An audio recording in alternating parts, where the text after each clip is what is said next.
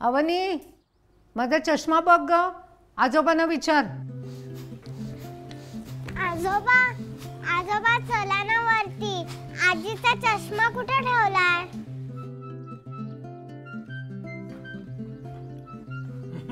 अहो, माझा चष्मा कुठे आहे? तुम्हाला ठेवायला दिला होता. मला नाही माहिती, म्हणजे विसरलो असेल. हो. बाबांचं वय झालं तर जाणवतं का? ए हाडले का? अरे मिलिटरी मॅन नेहमीच एव्हरग्रीन असतो.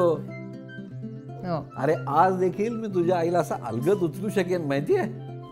काहीतरीच काय फाजीलपणा. हं? आजी मिळाला चष्मा.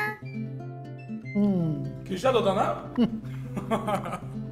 आणि म्हणे मी मिलिटरी मन, एव्हरग्रीन सारखे तर विसरत असतात. पुढच्या महिन्यात 61 करायची आहे तुमची. Oh yeah, that reminds me, pop in लॉच्या 61 प्रोग्रामसाठी प्युअर वेज किचन हँडल करणारा केटरर शोधायचा आहे आपल्याला.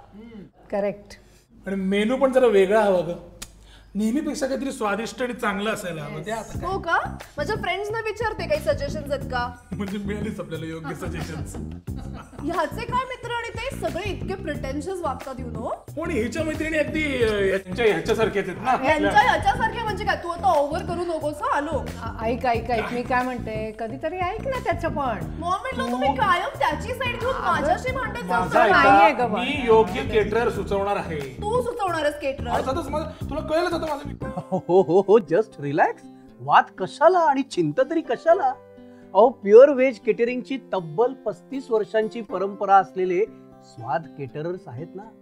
मेनू मध्ये भरपूर व्हरायटीज, 100 ते 500 लोकांसाठी सोयीस्कर हॉल्स आणि डेस्टिनेशन इव्हेंटसाठी एकच खात्रीशीर नाव, स्वाद निर्विवाद.